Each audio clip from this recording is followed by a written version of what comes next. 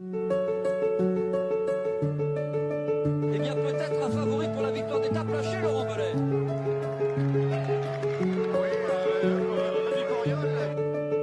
C'est gentil Thierry, pardon. Ne fais pas de vélo le Thierry, hein, on voit bien. Il vient du foot le Thierry, on voit bien, on voit bien. Chute, un coureur, Patrick. Un coureur est tombé dans le ravin, Patrick. Sur notre gauche. Un coureur est tombé. Il s'agit d'un coureur. Attendez, je vais regarder descendre de ma moto. Je vais attendre. Je regarde bien Alex Soule. Avec l'attaquant de Bischlek, là, c'est Nibali, le premier à sauter dans sa roue. Franck Schleck est juste derrière. Et Alberto Contador qui vient de partir. Lance Armstrong est lâché. Et il est littéralement impliqué, comme on dit, dans les milieux cyclistes, alors que...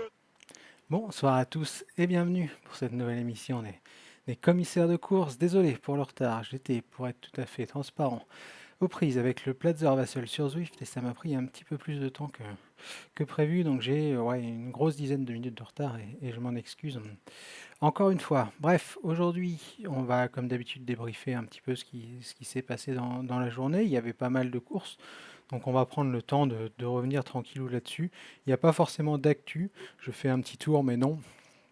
Visiblement, j'ai pas l'impression, non, il n'y avait pas eu d'infos forcément aujourd'hui, donc on va simplement revenir sur les résultats du jour, comme c'est souvent le cas le week-end. Vous le savez, il y a rarement de communiqué de la part des équipes le samedi ou le dimanche. Bref, comme promis, retour sur l'actualité. On va prendre les choses dans l'ordre si vous le voulez bien. D'abord, peut-être un petit point sur le Tour d'Andalousie, parce que vous voyez sur le site de First Cycling que l'étape est annulée. Je pense que vous le savez tous. Mais visiblement, c'est un petit peu l'incertitude complète autour du sort du Tour d'Andalousie, en tout cas en ce qui concerne les points. On m'a dit ce matin que ça compterait pas, après on m'a dit que c'était plus compliqué que ça. J'ai eu un autre manager qui m'a dit que ne savait pas trop sur quel pied danser, donc bref, on verra bien ce qui se passe. Ce qui semble être certain, c'est que c'est la première fois qu'on se retrouve face à ce cas de figure pour l'UCI, et là, bah, pour une fois, on ne peut pas forcément les blâmer parce que je ne pense pas qu'ils avaient pu anticiper ou qu'ils auraient pu anticiper ce type de scénario. Annulation de toutes les étapes sauf un chrono de 4,9 km.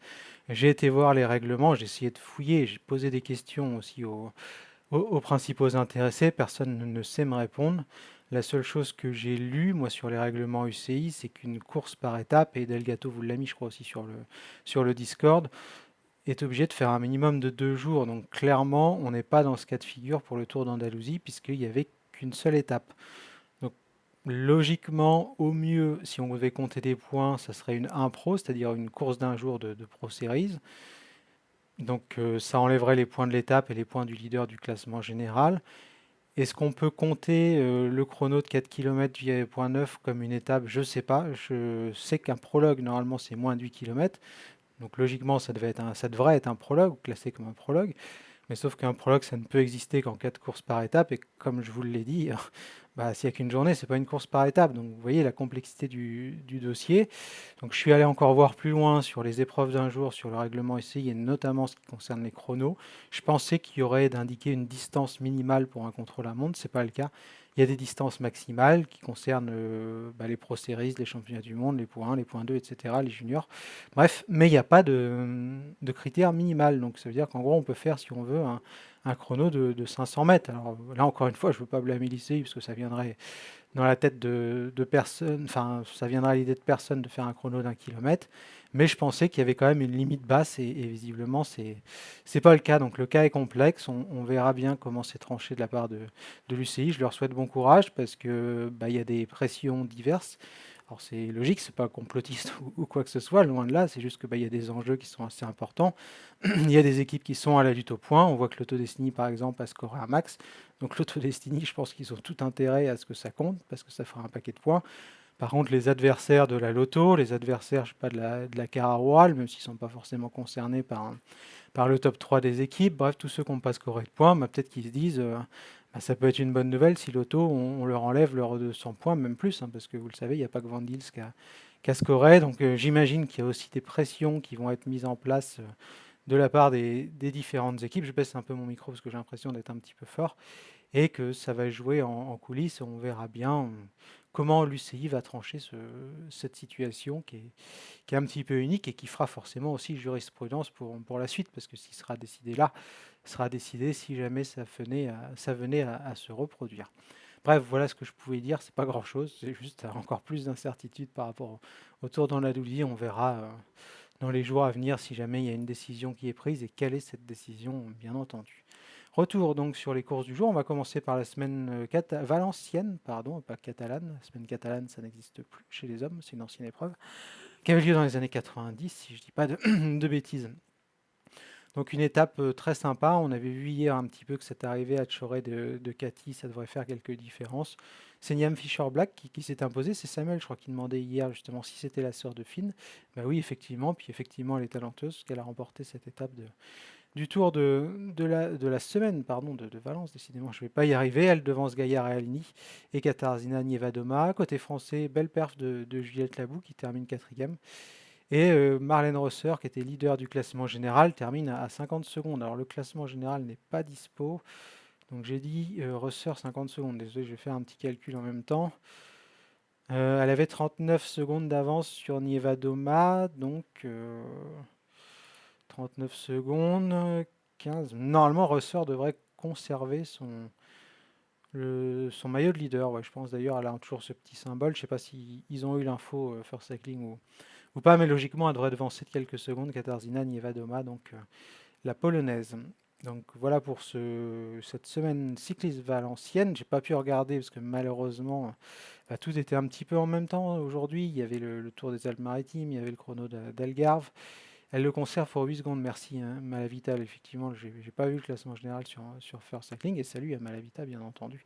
Désolé pour le retard, hein. D'ailleurs, encore une fois, je m'en excuse. Comme j'ai dit, j'étais un petit peu en train de traîner, non, un petit peu en retard sur Zwift. Salut à Nassimopoulos aussi, j'espère que tu vas bien. Donc on va aller sur le Tour des Alpes-Maritimes et du Var.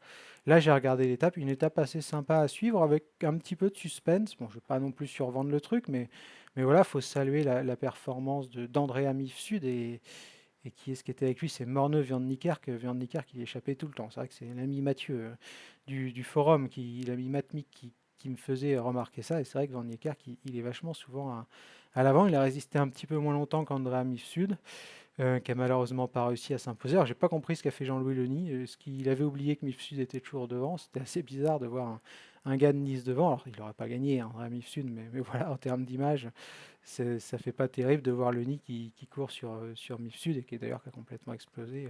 Le pauvre Jean-Louis qui a fait une attaque assez boomerang, si je peux la qualifier, à Reims. Et, donc Mifsud, non, Leny rattrapé, Mifsud rattrapé. Ensuite, on a eu les hommes forts qui se sont joués la gagne. Ethan Vernon, très costaud, c'est un sprinter qui passe bien les bosses, vous le savez tous. Et il s'impose devant Sean Flynn, le coureur de la DSM, et Vincenzo Albanese.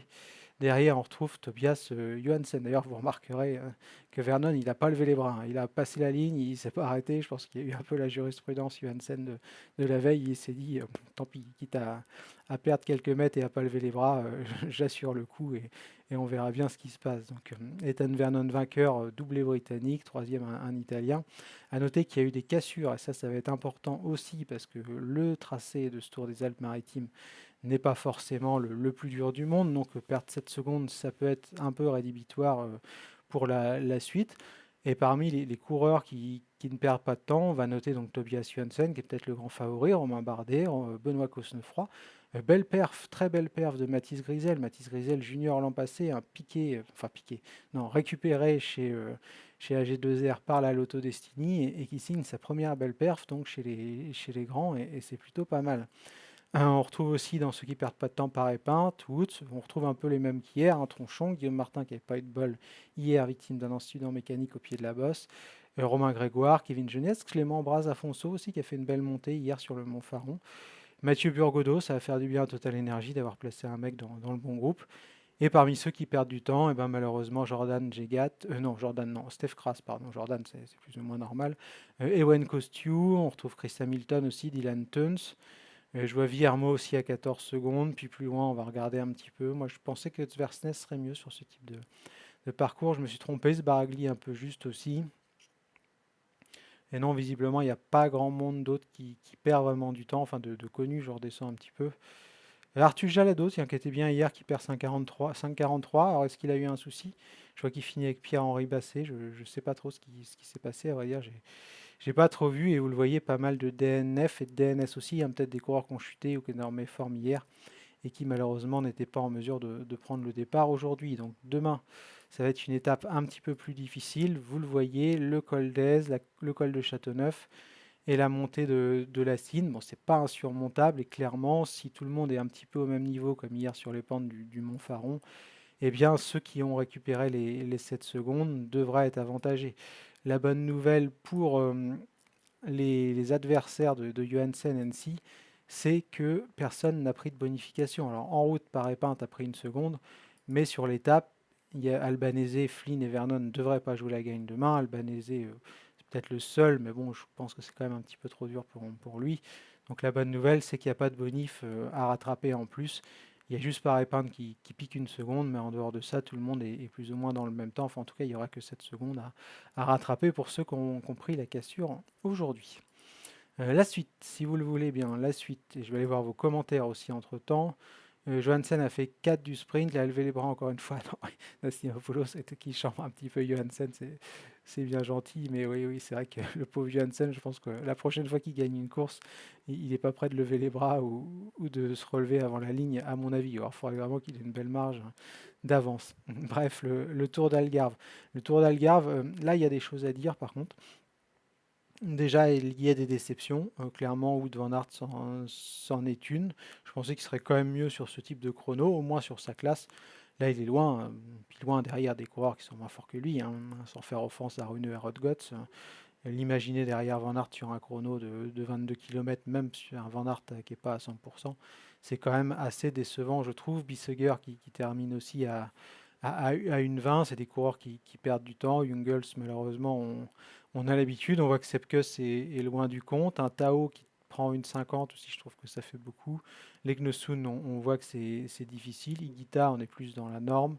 Landa, un peu pareil. Après, je ne sais pas si Landa a fait le chrono à fond, mais voilà, il y a quand même des coureurs qui prennent tarif sur cette étape. Je redescends un petit peu parce que j'ai pas eu trop le temps de voir les classements, mais non, au fond, il n'y a pas grand-chose à signaler. Enfin, en tout cas, j'en ai pas l'impression. J'ai pas trop vu s'il y avait des DNF. Ouais, il y a Tige Benoît qui a pas pris le départ ce matin, pas en forme et qui voulait se préserver, je crois, pour les classiques. Et il y a, oh, putain, oui, pardon, désolé, je voulais pas jurer. Il y a un paquet de hors-délai quand même. Là, les amis portugais, ils ont pris cher sur. C'est rare qu'il y ait des hors-délai sur le chrono. Mais là, quand même, ça fait 7 hors délai, donc c'est quand même à signaler. Bref, on va aller sur ceux qui ont réussi leur chrono. Remco Evenepoel a écrasé ce chrono. Alors certes, l'écart n'est pas fou non plus, mais il n'y a que 22 km et on est en début de saison. Mais en tout cas, c'est un bel écart, un écart qui devrait normalement lui assurer la victoire finale, sauf défaillance demain à Malao. Très belle perf de Magnus Sheffield, qui fait un très très bon chrono. Derrière, on trouve un Stephen Kung à sa place. La grosse surprise, c'est Isaac Del Toro. Clairement, moi je savais pas qu'Isaac Del Toro c'était un rouleur, donc j'en dirai pas plus. On verra bien ce qui se passe par la suite. Soit c'est un énorme crack, soit c'est autre chose. Mais voilà, en tout cas, Del Toro, c'est plutôt impressionnant, je trouve. Je le voyais comme un grimpeur à la base. On l'a découvert autour d'un under puncher sprinter. Là, on le voit rouleur, donc à voir. À voir sa progression dans les semaines et les mois à venir. Mais en tout cas, ça part très très fort pour Isaac Del Toro, qui est tout simplement le meilleur UAE sur cette course. Ghana décevant aussi, je parlais de Van Aert, mais Filippo Ganna, normalement sur la classe, il ne doit pas perdre 47 secondes sur ce type de chrono. Benili pas mal, hein, qui confirme que c'est un coureur complet. Martinez, je le voyais un petit peu mieux quand on voit un Cataneo comme ça devant lui. Martinez, c'est quand même un rouleur intéressant. Je ne pensais pas qu'il perdrait 51 secondes sur Remco Evenepoel et encore moins une quarantaine, 35 secondes sur Sheffield. Donc, petite déception là aussi, je trouve, pour Daniel Felipe Martinez. Au classement général, Remco Evenepoel a fait le trou. Il a 47 secondes d'avance sur Martinez, 1,12 sur Tratnik. On retrouve derrière, d'ailleurs il est loin Del Toro, il a pris si cher que ça Del Toro, je le vois pas dans le classement. Hier sur le chrono, sur l'étape, il s'est vraiment relevé. Ah ouais, 6,53. Je l'avais vu lâcher un moment, mais je pensais pas qu'il s'était autant relevé. Donc oui, du coup, il jouera pas le classement général malgré un bon chrono. Les Visma qui sont pas trop mal, mais Van Aert a clairement montré ses limites et je pense pas que Tratnik ou Van Aert soient justement capables d'aller chercher Remco sur Malao. Je vois bien Daniel Martinez s'imposer demain. Surtout que Remco Evenepoel ne va pas non plus le fliquer à 100%. Il y a quand même une petite marge d'avance, donc je vois bien Martinez s'imposer demain et Remco Evenepoel remporter le classement général. Magnus Sheffield fait un beau remonté, on verra s'il arrive à surfer là-dessus demain sur Malao, parce qu'on a vu à l'Alto des Foya que c'était quand même un petit peu compliqué. Puis derrière, on retrouve plus loin des Pidcock, des Kuss, Morgado pas mal, ça fera plaisir à Samuel. Je ne sais pas si Samuel est sur le chat ce soir, mais je pense qu'il sera content de voir la performance de son petit poulain portugais. Ghana aussi s'est pris un tir. Oh non, mais clairement, Ghana, c'est vraiment surprenant. Je ne sais pas ce qui s'est passé, j'ai pas lu les réactions du tout. Mais Ghana, enfin pour moi, peut-être que vous ne serez pas d'accord, et n'hésitez pas à le dire si c'est le cas, mais pour moi, Ghana, sur un chrono, enfin, encore une fois, sur sa classe, je le vois, je ne sais pas si c'est votre cas, les gars, quand même mieux que ça, et je suis assez surpris. Surtout que Filippo Ganna, bon, c'est pas un coureur qui a non plus l'objectif de remporter le Tour de France, donc il est plus ou moins, pas au top, mais disons à 80-85% de sa forme tout au long de la saison. Donc, ouais, 47 secondes, ça fait 2 secondes au kilomètre, un peu plus de 2 secondes au kilomètre. Ça fait quand même beaucoup. Et surtout, il est derrière Kung, ce qui est assez surprenant, derrière Sheffield, derrière Cataneo, derrière Del Toro. Je pense qu'il n'y a pas grand monde qui aurait misé un copec sur Ghana derrière Del Toro aujourd'hui sur le chrono du Tour d'Algarve. Donc, surprenant pour Filippo Ganna. Blessure cet hiver. Bah, tiens, je t'ai passé à côté de cette info. Merci. LCYCL pour ça, mais ouais, clairement, il est hors de forme. Là, je suis d'accord, il ne peut pas être à 80 ou 85% et faire. Surtout que Remco, il n'est pas à 100%. Enfin, c'est pas, ça, il ne peut pas être à 100% à ce niveau-là de la saison. Donc, ouais, il est clairement hors de forme. Je suis d'accord avec ça. Malavita, Evenepoel a dit qu'il était satisfait. Oui, je pense qu'il a de la marge. Clairement, tu refais le même chrono au mois de juillet. Remco, si ça se trouve, il fait 26. C'est possible qu'il mette une minute ou 40 secondes à ce genre de temps. Puis on parle même pas de Vingegaard ou d'autres. Même Kung, je pense qu'il va plus vite au mois de juillet ou au mois d'août, pendant les Jeux Olympiques. Mais oui, tout le monde a une marge. Enfin, j'espère. Celui qui sera à 100% là, à ce moment-là de la saison, je pense que c'est pas très bon signe pour la suite, clairement. Sheffield, impressionnant. Ouais, Sheffield, mais il a un énorme moteur, Sheffield. Mais Sheffield, c'est comme Quinn Simmons. C'est des jeunes talents américains qui ont énormément de force, énormément de puissance, mais qui prennent du temps, je trouve, à arriver. Quinn Simmons, je suis vachement surpris qu'il n'ait pas encore tout explosé. Enfin, j'en ferai pas un Remco Evenepoel, c'est pas ça l'idée. Mais voilà, je le voyais quand même après je crois qu'il est de 2001, et je le voyais quand même, Quinn Simmons, à 23 ans, avec un meilleur palmarès. Donc je suis assez surpris. Certes, parfois, il n'a pas eu de chance, mais j'ai l'impression qu'il y a un manque de constance aussi au plus haut niveau pour Quinn Simmons. Salut à Jérôme, tiens, j'espère que tu vas bien. Donc ouais, Sheffield, impressionnant. Mais oui, par contre, je pense que Del Toro, si ça continue sur ce rythme-là, ça sera clairement un robot dans quelques années. Parce que là, comme tu dis, il brinque-ballait beaucoup. Je pense qu'il a progressé. Si ça se trouve, il n'a pas encore beaucoup travaillé en tunnel. Il n'a pas encore beaucoup travaillé sur sa position, sur l'aérodynamisme, etc. Donc je pense que lui, il a une marge de progression. Parce qu'il n'est pas si jeune que ça. Enfin, il est jeune, Isaac Del Toro. Il n'est pas vieux, c'est pas ce que je veux dire. Mais voilà, c'est pas un espoir première année. Il est de 2003, ce qui veut dire qu'il était junior en 2021. Oui, c'est sa troisième année chez les espoirs. Il est E3, donc c'est pas non plus un coureur comme Mathis Grisel qui arrive et qui sort des juniors. Puis en plus au Mexique, je pense qu'il, sans se montrer condescendant ou quoi que ce soit, bien entendu, il n'y avait pas les mêmes structures d'entraînement qu'en Europe, donc forcément il y a une plus grosse marge de progression pour Del Toro que pour un coureur je sais pas, qui est espagnol, qui est belge, qui est français, qui depuis qu'il a 15 ans s'entraîne quasiment comme un pro, clairement. Donc c'est impressionnant, ça peut être un énorme craquito. Après, je ne veux pas non plus lui donner un malus de nationalité à Isaac Del Toro. On sait qu'il y a eu des soucis par le passé avec le Mexique, avec la fédération notamment, mais voilà, c'est pas de sa faute s'il est mexicain, peut-être qu'il vient d'une autre filière. Je sais que on parle beaucoup de Piotr Grumov, mais LCYXL a raison de dire que c'était pas son entraîneur personnel, mais n'empêche qu'il traîne quand même dans cet entourage autour. Donc voilà, il y a des interrogations, mais ça reste un jeune talent pour l'instant pour moi, et on verra bien Ce qu'il en est, il a le droit d'être fort comme un Français, comme un Belge ou comme un Italien, bien entendu. Donc on verra, mais en tout cas, sur le plan purement sportif, c'est très très intéressant, très très impressionnant ce que fait Isaac Del Toro depuis le Tour de l'Avenir, même un petit peu avant, parce que je crois qu'il avait parfait, notamment, comment dirais-je, je crois que c'était au Tour du Val d'Aoste, si je dis pas de bêtises, je vais aller vérifier ça. Parce que j'ai peur de dire une connerie, mais vous allez me corriger. Ouais, au Val d'Aoste, 3e, 10e du Sibiu, 10e de la course de la paix. Donc clairement, on monte vraiment en gamme et pour Del Toro depuis un an, et c'est, je trouve, assez impressionnant en tout cas. Je pense que, ouais, je suis d'accord avec toi, Adrien. Je trouve clairement, alors peut-être que vous allez me sauter dessus, et je dis pas ça pour provoquer le buzz ou quoi que ce soit, ou essayer de créer de l'engagement, hein, c'est pas du tout l'idée, mais je sais que j'ai vu passer ces réflexions-là. Je trouve qu'au niveau des temps de passage, Del Toro est supérieur à Pogacar. Je vais m'expliquer. Pogacar, il arrive après avoir gagné le Tour de l'Avenir. Il n'était pas non plus si impressionnant que ça chez les juniors. Pogacar, il n'était pas nul, hein, c'est pas du tout ce que je veux dire, loin de là, mais c'était pas le plus fort. Il n'a pas écrasé les juniors. Et quand il arrive, on va aller sur la fiche de Pogacar, tout simplement. Quand il arrive, comment dirais-je, c'était en quelle année déjà 2019, donc pour Tadej Pogacar, en 2019, quand il arrive chez les pros, il part pas si fort. Il fait la même chose qu'Isaac Del Toro, il fait le Tour de l'Under, il fait 13e, mais il gagne pas. Il va gagner en Algarve, donc il gagne quand même assez vite, mais pour moi, ce qu'a fait Del Toro, c'est plus fort, en tout cas au Tour de l'Under. Aller gagner une étape, je pense qu'en plus au Tour de l'Under, il a mal couru, Del Toro. Il aurait pu en claquer une deuxième la dernière. Je pense que s'il fait pas le foufou dans le final, s'il attend, il peut taper Williams sur le sprint final, d'autant plus que Williams avait course gagnée. Donc voilà, il a manqué d'expérience, j'ai envie de dire.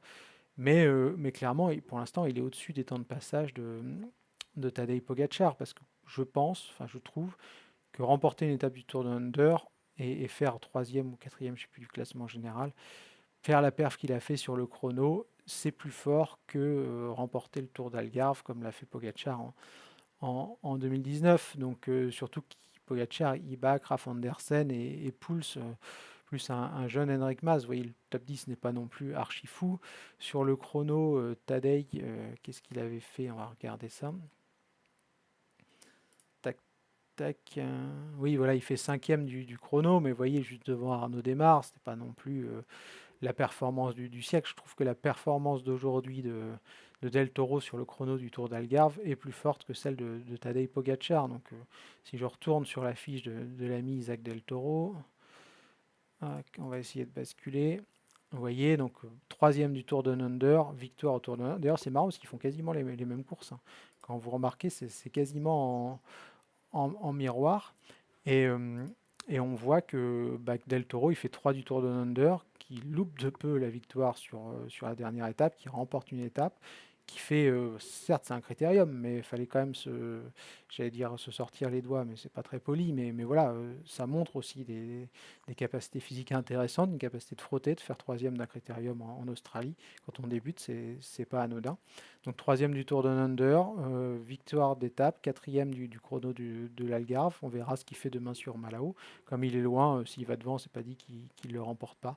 Donc pour moi, les temps de passage, oui, effectivement, sont meilleurs. Mais par contre, et c'est là où je vais mettre un bémol, va falloir très vite monter en gamme parce que Tadej Pogacar, certes, on peut penser, ou on peut ne pas être d'accord, hein, d'ailleurs, c'est tout à fait possible, ou au moins on peut penser que ça se joue à peu près entre les deux.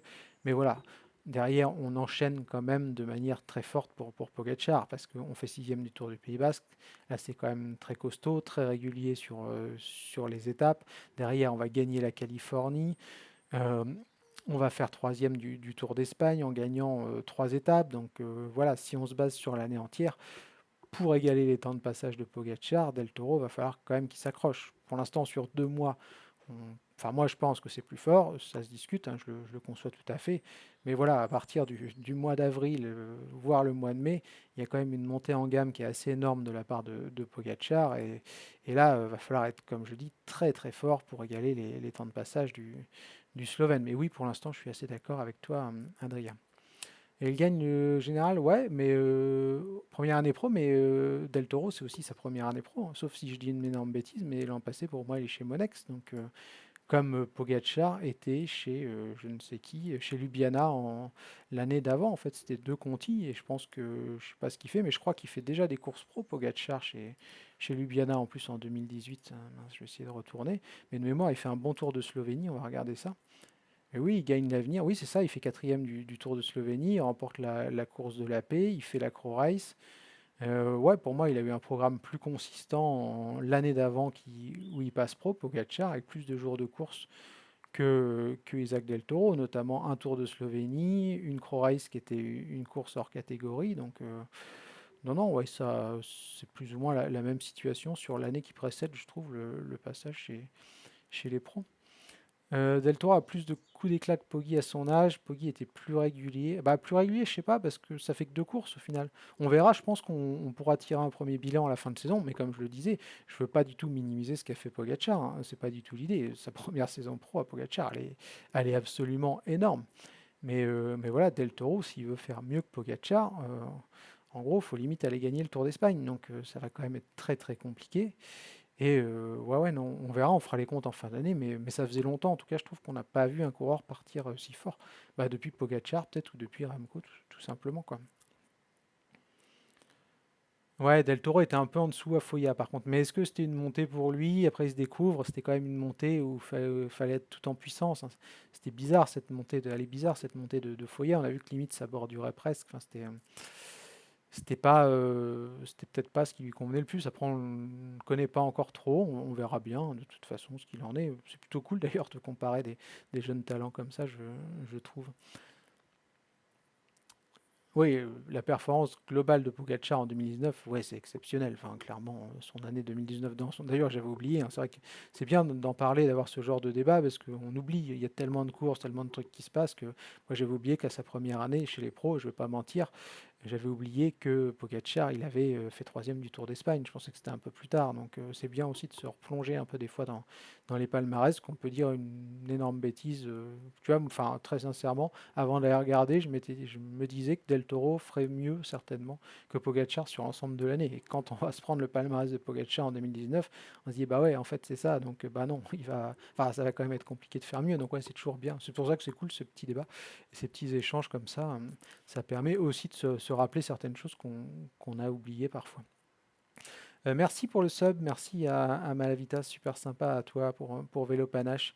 La performance, oui, ça j'ai dit, pas la même concurrence, il bat Pouls, Mas, et ouais, c'est vrai que c'est compliqué aussi de comparer, puis très sincèrement, voilà, hein, enfin, je vais pas faire le malin, hein.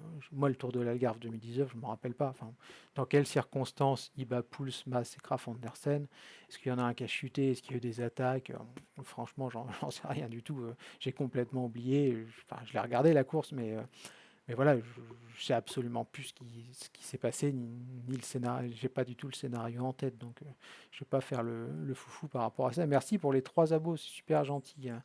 Malavita a 4 abos même. Ah, dis donc, c'est festival ce soir. Grand merci. Malavita 5 abos même, décidément. C'est c'est vraiment très très gentil à toi. Pour les 6 abonnements même, Malavita, merci, merci beaucoup. Comme il était mineur, il n'avait pas eu le droit à l'alcool. C'était quand ça? Ah oui, bah oui, non, mais t'as raison, Jérôme, c'est vrai. En plus, non, j'étais encore aux États-Unis, je crois, non, je venais de rentrer en 2019, en mai, oui, j'étais rentré en mars, je crois. Bref, c'est pas important, on s'en fout. Mais oui, oui, 2019, c'est 21 ans, l'alcool aux États-Unis, donc oui, c'est logique, il n'a pas eu le droit de boire sur le podium. Il est de 98, il est de septembre, donc ouais, à quelques mois après, il n'a pas eu le droit au champagne, j'imagine, sur le podium. Après Foya, c'est une montée particulière. Non, ouais, je suis d'accord avec toi, Adrien. Foya, c'est vraiment très très particulier.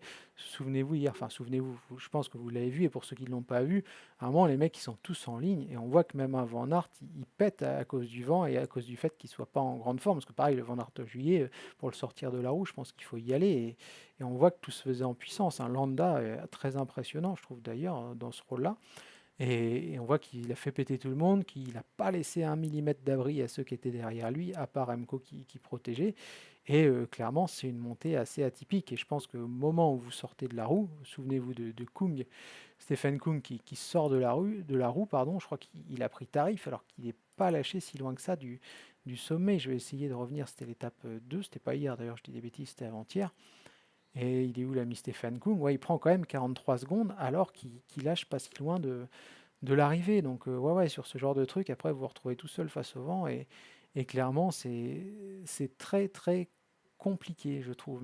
Salut à Cofidis, tiens, Cofidis qui nous retrouve aujourd'hui sur le chat. Malheureusement, il n'y a pas de performance notable aujourd'hui. Tiens, si, alors là, j'aimerais bien savoir ce que vous en pensez. J'ai vu ça tout à l'heure. Euh, la sortie de Nasser Bouhanni sur Cédric Vasseur, j'avoue que j'ai du mal à comprendre. Enfin, j'aime bien Nasser Bouhanni, j'aime bien Cédric Vasseur aussi, mais donc pas forcément d'a priori sur l'un ou sur l'autre. Mais enfin, je trouve que, enfin, peut-être que vous ne serez pas d'accord, mais je trouve que Nasser Bouhanni, il a déjà dit ce qu'il pensait de Cédric Vasseur, en fait, quand il est parti plus ou moins de la Cofidis. Et là, 2 ans après, en remettre une couche, je trouvais ça un petit peu mal. Enfin, je vois pas l'intérêt, je vois pas l'enjeu, en fait. Je comprends pas trop. Alors, c'est une espèce d'interview, si j'ai bien compris, dans le magazine de l'équipe, ou un peu people, etc. Donc, déjà, rien qu'en voyant la photo, j'ai un peu fui le truc. J'ai juste vu, parce qu'on m'a tagué sur Twitter pour me demander ce que j'en pensais. Mais voilà, enfin, sur le fond, sortir comme ça quelques années après, je trouve ça. Ouais, je trouve pas ça génial, surtout qu'il y a eu des histoires aussi sur Nasser, je sais plus ce qui s'était passé dans une chambre d'hôtel où ça avait chauffé, enfin bref, voilà. Puis il a quand même eu des salaires confortables tout au long de sa carrière, donc enfin, on peut dire ce qu'on pense, mais ouais, c'est pour faire du buzz, je pense un peu, mais voilà, enfin, je veux dire, c'est pas un smicard qui s'est fait maltraiter par un méchant patron, Nasser Bouhanni, donc sans lui faire offense, encore une fois, moi j'aimais bien le coureur et le personnage, mais voilà, à un moment, tu as quand même pris ton fric, tu as été bien payé, très bien payé même. Et 2 ans après ou 3 ans après, je vois pas trop l'intérêt, surtout qu'il a eu l'opportunité de continuer après chez Arkea, qu'il a encore eu un très bon salaire chez Arkea. Donc, enfin, je pense qu'il y a de la décence à avoir des fois. Le truc, mon mari était un champion, je le savais pas.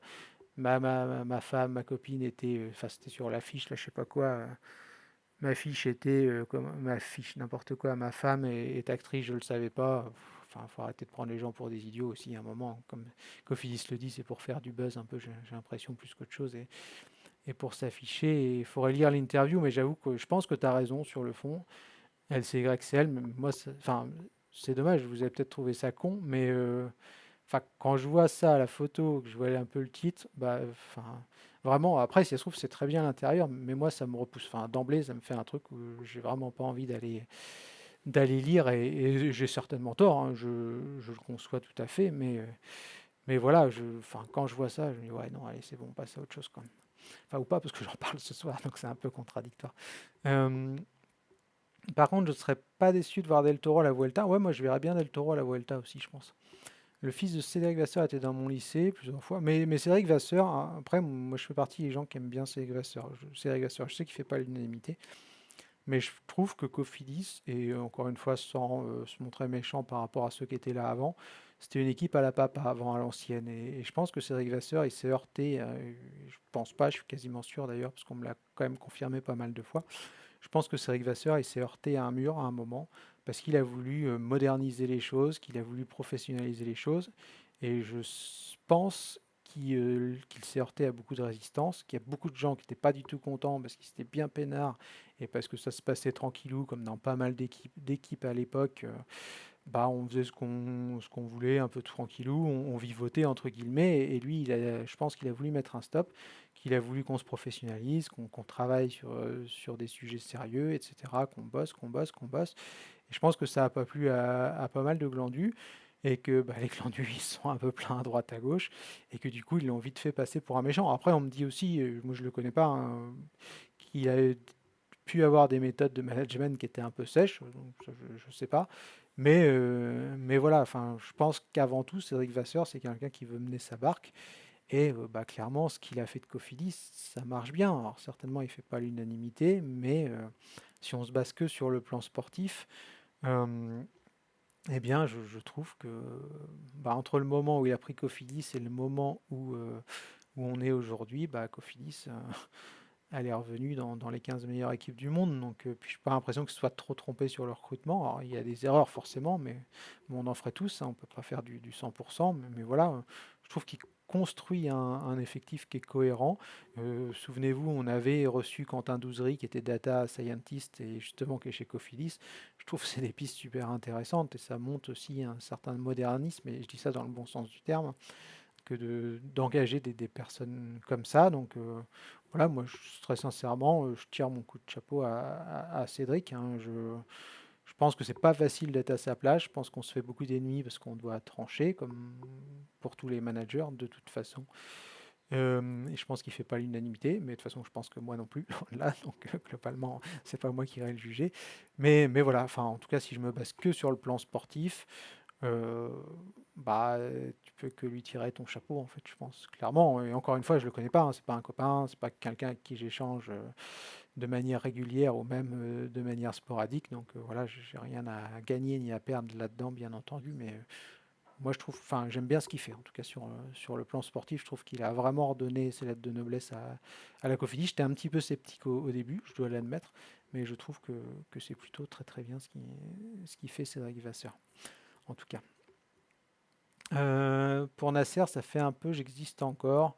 Ouais, après, c'est vrai que LCY le dit, je saute un petit peu les commentaires, je ne peux pas trop tirer de conclusion, mais aussi, après, enfin, il faudrait connaître le cheminement du truc, parce que effectivement, le vélopanage, j'ai un petit peu envie de penser comme toi à la base.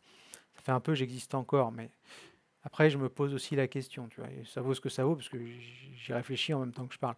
Mais je me demande, est-ce que c'est l'équipe MAG qui va chercher Nasser Bouhanni parce qu'il est en couple avec une actrice et qui se dit, que l'équipe MAG se dit, tiens, on va faire le buzz parce qu'on va prendre en photo Bouhanni et son ami, j'ai oublié son nom, j'en suis désolé parce que je la connais pas. Ou est-ce que c'est Nasser Bouhanni qui contacte l'équipe MAG parce qu'il a un copain chez l'équipe et qui dit, oh, bah, ça serait bien que tu parles de nous, tu vois. Enfin, c'est pour ça que j'ai du mal à juger, enfin, à savoir qui est pas fautif, parce qu'il n'y a pas de faute, on s'en fout. Mais voilà, enfin, je sais pas vers qui orienter ma critique principalement, parce que je sais pas qui est à l'origine de l'idée, en fait. Est-ce que c'est le coureur qui va démarcher, parce qu'effectivement, enfin, il a encore envie de montrer qu'il est là. Est-ce que c'est le média qui se dit, tiens, j'ai un coup à faire, je vais mettre en, comment dirais-je, je vais mettre en scène le coup, je vais faire une belle photo et tout le monde va en parler. Et puis c'est vrai que ça a été repris partout, parce qu'en plus, bah, comme LC Axel le dit, même s'il a, je trouve que tu as raison, hein, c'est bien de rappeler aussi qu'on ne peut pas tirer de grandes conclusions sur un bout de phrase. Tu as raison de me rappeler à l'ordre là-dessus, parce que je pense que c'est véridique et que c'est ce qu'il faut de toute façon faire, enfin ne pas faire plutôt. Mais voilà, je me demande aussi d'où vient la démarche et voilà ce que je pouvais dire. Mais oui, clairement, en plus, il y a des phrases, enfin, clairement, ça, cette phrase-là, c'était sûr qu'elle allait être mise en gras. Enfin, je pense que c'est ça. Elle a été reprise partout. J'ai vu que c'était sur Le Parisien, j'ai vu que c'était sur Ouest France, etc., etc. Je pense qu'il y a des gens qui ont aussi contacté Cédric Vasseur aujourd'hui et qui lui ont dit tiens, Cédric, au fait, tu as vu l'interview de Bouhanni, est-ce que tu veux nous filer une réaction? Et je pense que les mecs, ils étaient en train de croiser les doigts en espérant qu'il allait remettre un taquet dans l'autre sens pour refaire un papier par-dessus en expliquant Vasseur répond à Bouhanni en mode choc, quoi. Enfin, bref, c'est le jeu, vous me direz de toute façon. Et c'est comme ça, j'imagine. Ce serait bien d'entendre d'autres sons de cloche d'anciens, ouais, mais après, moi j'entends un peu de tout, clairement, sur Cédric Vasseur. Mais encore une fois, c'est pas facile, parce que des fois, il y a des gens, c'est vrai qu'on parle d'anciens, il y a des gens avec qui ça s'est mal terminé, donc forcément, ils n'ont pas une bonne image. Il y a des gens qui disent beaucoup de bien de Cédric Vasseur aussi, qui trouvent très professionnel et qui rejoignent un peu ce que je vous expliquais. Mais parfois on règle ses comptes, hein. De toute façon, je ne suis pas naïf, hein. Comme je vous l'ai déjà dit, je sais très bien que dans la plupart des cas, quand on vient me contacter pour me donner une info un petit peu exclusive, c'est parce qu'on a un compte à régler. Après, moi, je leur dis, je m'en fous. Enfin, tant que c'est vrai et que c'est pas de la connerie, vos motivations, ça ne m'intéresse pas et ça ne me regarde pas. Mais voilà, il ne faut pas être naïf là-dessus. En général, quand il y a un truc qui sort, c'est parce qu'il y a quelqu'un qui a un compte à régler. Surtout dans un milieu aussi petit que le vélo, où tout le monde connaît tout le monde et tout le monde c'est tout sur tout, bien entendu. Par contre, je comprends pas la gestion du GoToMeer. Bah, je pense que GoToMeer, bah, ça fera pas plaisir à Benjamin s'il nous écoute, il va m'engueuler. Mais j'ai l'impression enfin, j'ai peur qu'il soit un petit peu surcoté GoToMeer. Alors j'espère me tromper, mais j'ai pas l'impression qu'il réussisse à percer, ou en tout cas, j'espère qu'il me fera avoir tort et je ferai mea culpa avec plaisir. Mais pas l'impression qu'Hugo Toumir, pour l'instant, il soit clairement au niveau qu'on pouvait espérer quand il est passé pro. Je sais pas quel âge il a, Hugo Toumir, il a 22 ans. Mais ouais, clairement, quand on voit son résumé, tiens, ouais, il y a ce Tour de l'Avenir en 2021, mais puis le Tour du Savoie-Mont-Blanc aussi, il avait bien fonctionné, mais en dehors de ça, ça reste quand même assez anecdotique, j'ai envie de dire. Cette année, il n'y a pas grand-chose à se mettre sous la dent. L'an passé, je regarde un petit peu, j'ai pas l'impression non plus qu'il y ait une perf à noter. Et en 2022 non plus, donc ah non, limite c'est 2022 sa meilleure année, et ça reste assez faible quand même, enfin 17e du Tour de Man. Et 2021, il devait être encore stagiaire, ouais, puis oui, il doit être stagiaire au 1er septembre, je pense, et oui, c'était clairement sa meilleure année, mais pour quelqu'un qui a fait 5e du Tour de l'Avenir, 5e du Tour de Savoie, et qui avait fait aussi un bon petit début de saison, ouais, clairement, pour l'instant, c'est décevant. Après, il a que 22 ans, donc on verra bien comment ça évolue, mais ouais, c'est complexe. Il a encore un an de contrat, c'est sa chance, donc il a encore une année pour prouver un petit peu sa valeur, mais ouais, si ça monte pas en gamme, ça risque d'être compliqué de quitter le World Tour, malheureusement, je pense, pour Hugo Toumir. Petite preview de l'UAE, ouais, on fera ça demain. On fera ça demain tranquillou à 18h. Demain, il y a pas mal de courses. Donc on va prendre le temps parce qu'il est déjà 7h. Et ouais, demain demain on parlera du Rwanda, on parlera du Tour des Alpes-Maritimes, de l'Algarve, la fin de la semaine de Valence, et on fera une petite preview de l'UAE Tour. Parce que la start list est pas tombée, donc du coup on voyait il y a encore pas mal de trous. Donc j'aimerais bien attendre d'avoir la start list complète pour pouvoir faire le petit preview en effet de l'UAE Tour, la nouvelle équipe World Tour la nouvelle course World Tour à venir. Je disais les messages en même temps. Et salut à Zapata, désolé, j'arrive, ben, t'inquiète, il y a le replay, en plus je vais le mettre sur YouTube, donc du coup, comme ça vous pourrez le regarder. Bref, je vous remercie encore une fois les amis pour la fidélité. Je vous souhaite une excellente soirée à tous. Et on se donne rendez-vous demain à 18h pour le débrief des courses. Et comme l'a dit Adrien, on fera un petit preview de l'UAE Tour. Bonne soirée à tous et à demain, ciao.